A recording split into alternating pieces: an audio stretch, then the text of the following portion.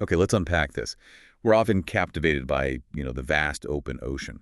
But sometimes the greatest dangers, the most profound lessons really, are found in the choke points. These seemingly small places that govern massive geographies. The bottlenecks. Exactly. And today we are diving deep into one of these critical yet fiercely isolated locations, the Victoria Strait in the Canadian Arctic. It's a spectacular choice for a deep dive. I mean, for anyone trying to understand the Northwest Passage, or really the forces that govern human access to the Arctic, the Victoria Strait is the ultimate reality check. A reality check, I like that. Yeah, it's a geographical paradox. You have this waterway that on paper is wide enough to welcome fleets, but historically it's been almost entirely impassable. That paradox wide but inherently hostile, that is precisely our mission today. We're going to be distilling the key insights from the sources you've shared to really get at the dual nature of the threat here. It's the geography and the physics. The geography and the sheer, overwhelming physics of ice and the seabed.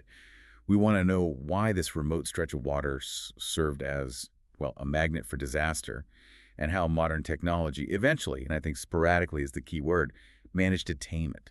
Yeah, sporadically is right. We're looking for those critical nuggets of knowledge that explain why this one strait connects the history of the 19th century with the geopolitics, the logistics of the 21st. It sounds like it's a testament to the persistent power of nature over human engineering even today. Oh, absolutely. It really, really is. So let's start by pinning this place down. We're beginning with Section 1, the coordinates of isolation. We need to define exactly where this vital but, almost forgotten crossroads sits. Okay, so if you pull up a map of the Arctic archipelago, the Victoria Strait is deeply embedded in the Canadian North. Specifically, it's within the territory of Nunavut. Right. You can center it right around the coordinates 69 degrees, 30 minutes north latitude, and 100 degrees, 30 minutes west longitude. Wow. Those coordinates alone are just a clear signal of extreme isolation. We're talking about an environment where the challenges begin long before you even, get your boat wet. That's right. And that location, it places it firmly within the Kitikmeot region, which is one of the 3 administrative regions of Nunavut. And why is that categorization important? Well, it really underscores the remoteness, the fact that any navigation, any governmental activity here falls under the unique jurisdiction, and frankly, the logistical complexity of the territory. This isn't just a patch of water. It's a high-latitude channel running north-south, defined by immense scale and just extreme weather. And it's defined by the land masses it separates. Right. This strait is basically the gap between 2 colossal chunks of the Arctic. It is. It is. The strait serves as the boundary between 2 really major islands. To the west, you have Victoria Island, Which is huge. which is one of the largest islands in the world, yeah. And to the east, you've got the slightly smaller, but as we'll see, historically crucial King William Island. So these 2 land masses act like gigantic gateposts. They do. They define the channel, and crucially, they help to funnel the water and, of course, the ice.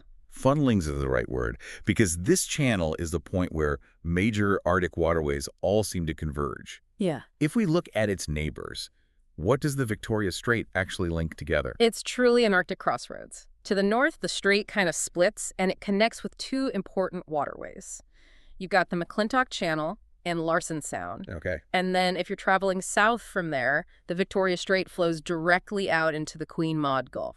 So conceptually, if you are an explorer or ship captain, and you're trying to link the high central Arctic, which is, dominated by permanent ice down toward the continental shelf and the relatively easier southern routes, You have to go through here. you must pass through this strait. It is the geographic bottleneck. Precisely. Its role as a crucial link is what made it so strategically important to those early explorers looking for the Northwest Passage. But as we are definitely going to see, that role also made it deadly. Because it doesn't just funnel ships, it funnels the absolute worst of the Arctic ice pack. Okay, before we get to those dangers, let's just solidify the sheer scale we're talking about. We said it was wide, but let's put some numbers on it. How big is this thing? It is substantial. The length, running generally north to south, is approximately 160 kilometers. So about 100 miles. About 100 miles, yeah.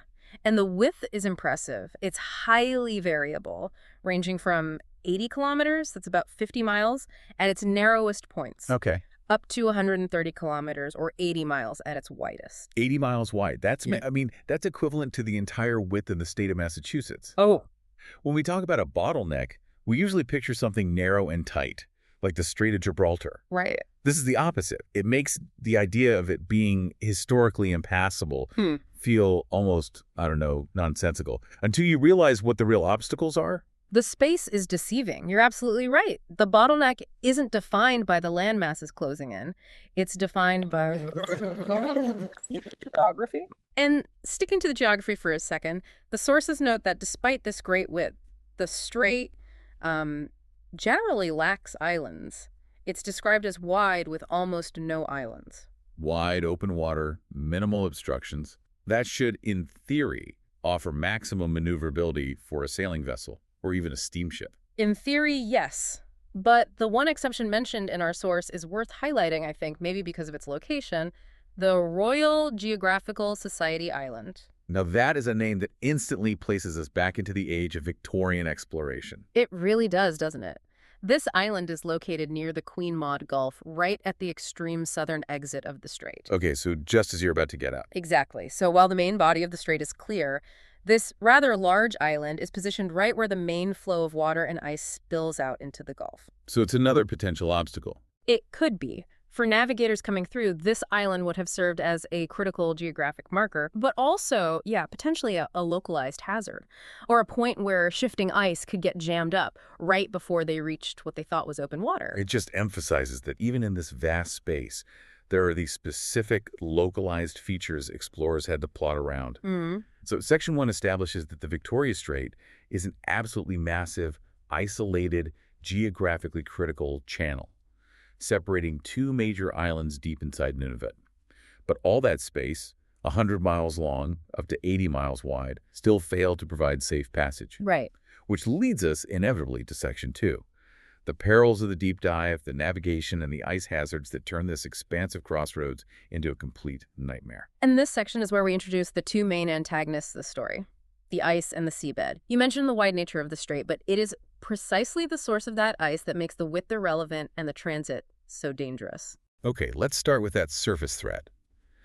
The source material refers to this as being covered with rough, heavy ice for most of the year. What physically does that mean for a ship's hull? It means the ice here is fundamentally different from the ice you might encounter closer to shore, or in, say, warmer latitudes. Rough, heavy ice is a classification that implies multi-year ice. So not the stuff that just forms and melts every year. Exactly. This is ice that has survived at least one summer melt season, often many, many more. And every time it survives, it changes. The salt leaches out, it gets harder, denser. This ice can be several meters thick. And it's not a flat sheet, is it? Oh, not at all. It's often compacted into pressure ridges. This is where sheets of this incredibly hard ice crash into each other, and they form these frozen mountains that can sometimes be 20 or 30 feet high above the water. And what's below the water? A corresponding draft, or a keel of ice that can go down 10, 15 meters or even more. Hitting that is not like hitting frozen water. It's like hitting slow-moving, petrified rock. It would require immense power to break. That's it, exactly. And to understand why this specific strait is so prone to it, we need to focus on where that ice comes from. Our material specifies that much of this rough, heavy ice is polar ice that has flowed down the McClintock Channel from the Viscount Melville Sound. Okay, let's unpack that chain of geography because that sounds like a critical distinction. Viscount Melville Sound is situated way up at the top of the passage connecting to the high Arctic polar ice cap. You hit on the key. The Victoria Strait sits at the bottom of a gigantic conveyor belt of ice. The McClintock Channel acts as a natural, immense chute that funnels the oldest, toughest, most compacted ice pack, the remnants of the permanent polar cap southward. Driven by what? Currents? Wind? Both. Ocean currents and the prevailing winds just push it down that channel relentlessly.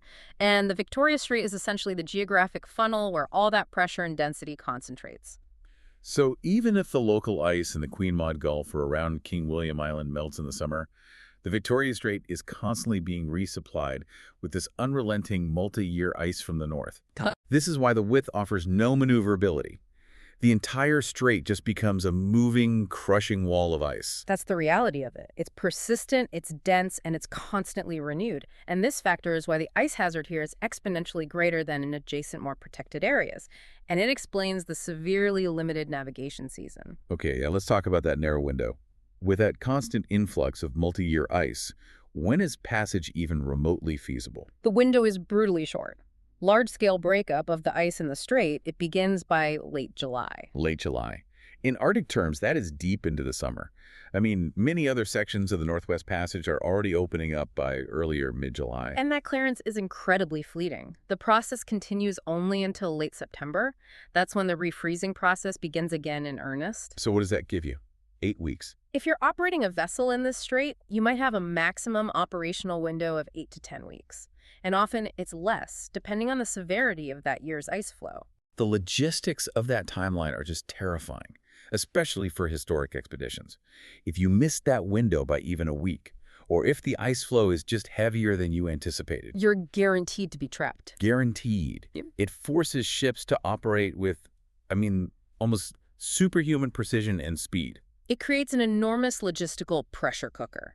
You're racing against the calendar, knowing that the heavy, durable polar ice that stopped Franklin is constantly pressing down from the north, ready to close the gates for 10 months. And this short season is a core reason why modern shipping still, for the most part, avoids this route. Absolutely. So we have the dynamic threat, the crushing, heavy, multi-year ice. Now, let's pivot to the second, equally terrifying hazard, which is the static threat beneath the surface. This is the depth problem, unsurveyed danger. The source material reveals something, well, alarming about how much we don't know about the seabed here. This is perhaps the most critical technical detail. The strait has never been comprehensively surveyed. How is that possible?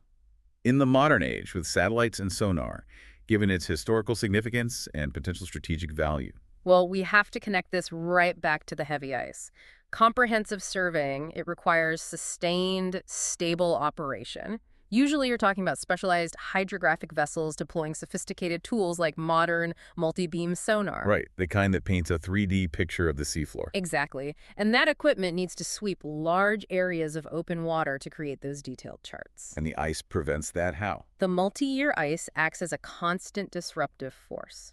First, that limited 2-month window we talked about, it's simply insufficient to cover the entire 160-kilometer length and 80-kilometer width with the necessary detail. It would take years, decades even. And second? Second, the constant presence of moving ice, even when the strait is breaking up, makes deploying and operating that sensitive acoustic equipment highly problematic. Ice creates a huge amount of acoustic noise that interferes with the sonar returns. So it's like trying to listen for a whisper in a thunderstorm. Perfect analogy. And the rapidly shifting flow, some the size of small towns, they threaten the hulls and the transducers of the survey vessels themselves. It's just too dangerous and too slow.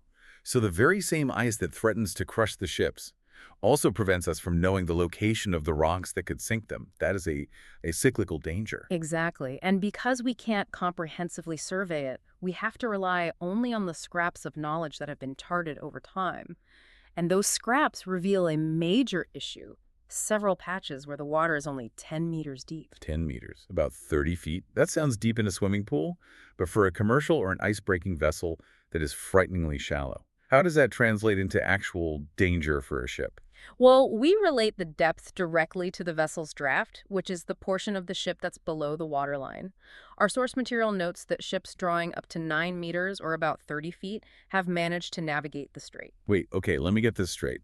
If the deepest a modern vessel draws is 9 meters, and the shallowest charted point is 10 meters, that leaves a buffer of precisely 1 meter. 1 meter, or 3 feet, of clearance between the keel of a massive icebreaker and the seabed. That is a razor-thin margin of error in an environment that we've already established as largely uncharted. That's the risk. I can barely imagine the stress on a captain. I mean, in open, deep water, a ship travels smoothly. But when you are breaking heavy, rough ice, your vessel is not sitting still. It's rolling, it's pitching, surging, heeling violently as it crashes through these ridges. And that rolling and pitching immediately eats up that 1 meter margin. If the ship heels just a few degrees to one side while it's breaking ice, the hull on that side could instantaneously find itself scraping the bottom. And that 10-meter depth is only what is charted. Exactly. Given the incomplete nature of the survey, the probability of encountering an uncharted shoal, maybe 9.5 meters deep or even 8.5 meters deep, is extremely high.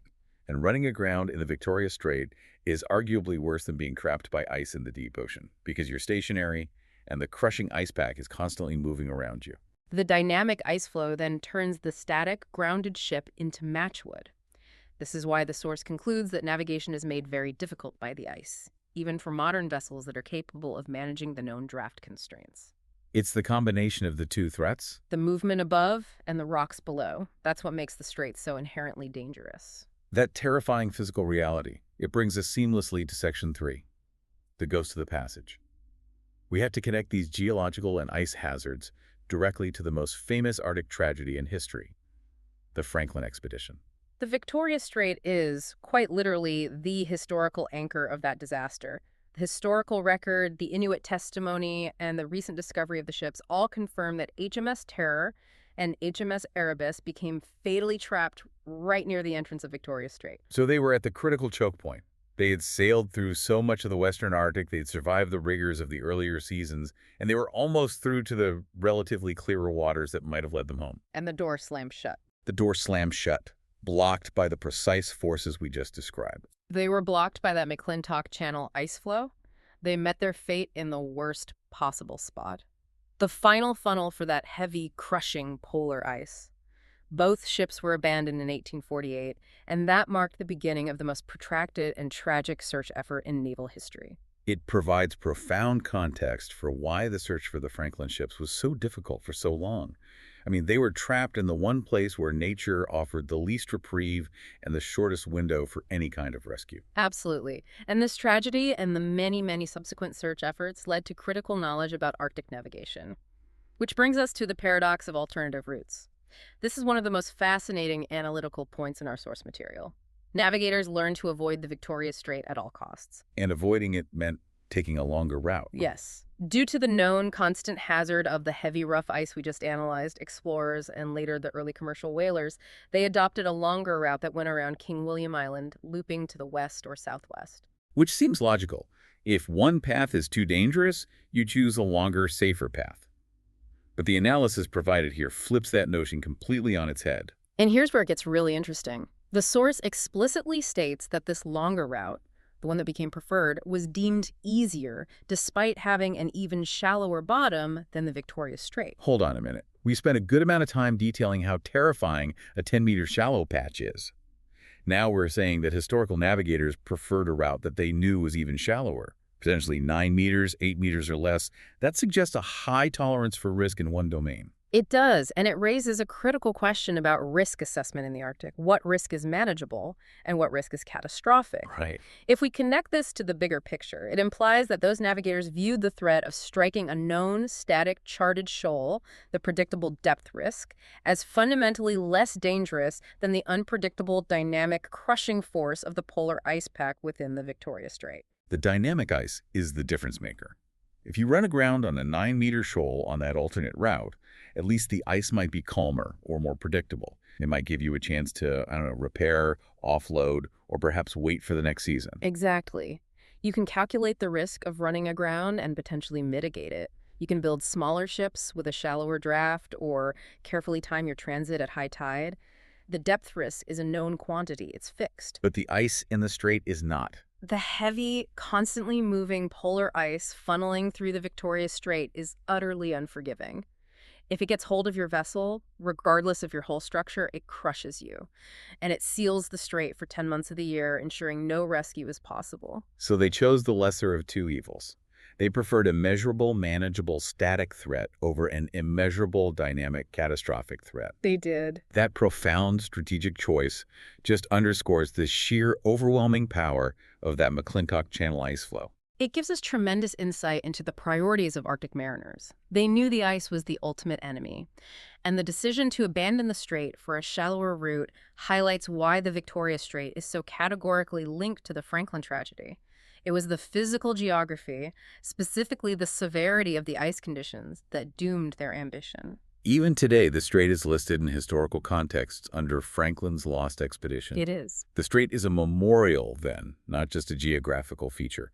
And for centuries after that disaster, the strait remained defined by this double peril. But human ambition doesn't stop, and technology eventually evolves to meet the challenge. That transitions us into Section 4, Taming the Arctic, the era of the icebreakers. This shift marks a really important transition, I think, from pure exploration to the assertion of national sovereignty and logistical necessity. For over a century after Franklin, the strait was just avoided. The significant change came in 1967. This was the year the Victoria Strait was first successfully navigated by a large, specialized vessel. And the ship was the CCGS John A. Macdonald. Let's just pause for a moment on the acronym. For our listener, CCGS stands for Canadian Coast Guard Ship. These are not ordinary merchant vessels. Oh, far from it. The CCGS John A. Macdonald was a heavy icebreaker. It was built specifically to tackle the kind of multi-year heavy ice found in the high Arctic. Its hull design was tremendously robust, it had massive engine power, and it was designed for continuous motion through severe ice. Its successful crossing in 1967 was a monumental technological achievement. Over a century after Franklin was trapped, this strait finally yields to modern power. What was the driving motivation behind this groundbreaking transit? It wasn't just a dare, I assume. No, the context was fundamentally practical. The John A. Macdonald was traveling to the Western Arctic specifically to assist shipping. This signals Canada's commitment to asserting control, to supporting its remote communities, and to gauging the feasibility of the Northwest Passage for large-scale logistical operations. They were testing the limits of their best technology against the hardest geographic constraints they could find. And that first successful passage confirmed the route was technically viable. But did it immediately become a highway? Our source suggests otherwise. It tracks the continued, though, again, sporadic use of the strait in the modern era. It did not become a highway, not even close. That first crossing, it confirmed possibility, but the history of subsequent transits highlights the persistence of the difficulty. The CCGS John A. Macdonald repeated the crossing, but only 8 years later in 1975. 8 years is a massive gap. That indicates that even with this heavy icebreaker, passage was not a routine annual event. It remained an expeditionary endeavor.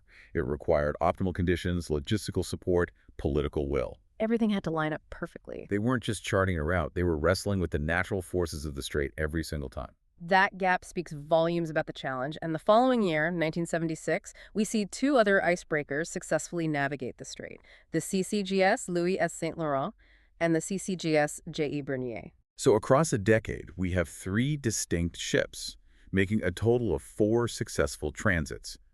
That is extremely low frequency for what's considered a critical segment of the Northwest Passage. It really is, and it underscores that passage through the Victoria Strait was, and still remains, a high-hazard, low-frequency route. The success of these massive, powerful vessels wasn't a sign that the strait had suddenly become easy. It was a testament to their engineering and the specific windows of opportunity they managed to exploit. Let's talk a bit more about the implications of modern passage. What did these successful crossings signify when we zoom out and look at the larger goal of taming the Arctic? Well, they confirmed unequivocally that the route is technically possible, provided you deploy heavy, specialized, expensive ice-breaking capability. But possibility does not equal feasibility, or profitability for that matter. Right. The crossings confirm that commercial or routine navigation, especially for vessels without these extreme capabilities, remains impractical. The twin hazards, the massive polar ice inflow, and the critical shallow depths, they weren't eliminated by technology. They were simply overcome by specialized power in very specific circumstances. And the sporadic nature of the transits confirms that. Yeah. If it were truly tamed, we would see annual or even monthly traffic during the short season. You'd have tourist vessels going through. Right. But the fact that a handful of crossings by dedicated Coast Guard ships over 2 decades are noteworthy suggests that the general avoidance strategy adopted after Franklin, well, it remains sound for most vessels. That contrast with the historical context is crucial. These few successful transits, they highlight the deep-seated difficulty that still defines the strait, even in the age of satellite navigation and powerful engines. It's a route where, most of the time, nature maintains the upper hand. So, the story of the Victoria Strait is one of geographical destiny, historical tragedy, and technological triumph, that's all. Well, it's tempered by persistent natural resistance. This has been a profound deep dive. Let's synthesize the major takeaways for our listener. Okay, to recap the coordinates of isolation. The Victoria Strait is a vital 160-kilometer link in Nunavut, and it funnels water and, more importantly, ice between the McClintock Channel and Larsen Sound in the north and the Queen Maud Gulf in the south. And its hazards are complex and interlocking. First, you have the dynamic threat. Heavy, crushing polar ice is constantly funneled in from the high north via the McClintock Channel. This gives ships a mere 8 to 10 week window of possibility, if that. Then you have the static threat. the critically shallow, largely unsurveyed seabed. It features dangerous, charted patches of only 10 meters deep, leaving deep draft vessels with barely a 1 meter margin for error in a rolling, pitching, ice-breaking environment. Historically, these hazards created a graveyard. The strait is inextricably linked to the Franklin expedition, as HMS Terror and HMS Erebus were trapped near its entrance in 1848, cementing its reputation as a navigational dead end for more than a century. And finally, modern technology, specifically Canadian Coast Guard heavy icebreakers like the John A. Macdonald, they confirmed its navigability decades later. But these successes were infrequent and required immense power, underscoring that the Victoria Strait remains, for all intents and purposes, a route of last resort. So what does this all mean when we put the history, the geography, and the technology together? I think the most provocative takeaway, the thing for you, the listener, to consider long after this deep dive, is the ultimate hierarchy of danger in the Arctic, which was revealed by the choices of those early navigators. This is the crux of the matter right here. If experienced explorers were willing to take a longer, alternate route around King William Island that had an even shallower bottom, meaning depths less than 10 meters, posing a greater risk of running aground than the Victoria Strait itself. What does that tell us about the perceived danger of the heavy, rough, crushing polar ice? It tells us that while humans can measure static depth and calculate the risk of striking a reef, the uncontrollable, relentless, and dynamic force of the constantly renewed McClintock Channel ice pack is the absolute authority in this region. It's a threat so overwhelming that navigating shallower water was considered the comparatively safer option. Think about that. They were more afraid of the ice than they were of the rocks. The power of persistent polar ice to dictate human movement and strategic decision-making, that depth of understanding, is what separates being informed from being truly knowledgeable about this unique, magnificent, and deadly Arctic location. A profound thought to carry forward as you contemplate the incredible challenges faced by those who dare to venture into the far north. Thank you for joining us for this deep dive.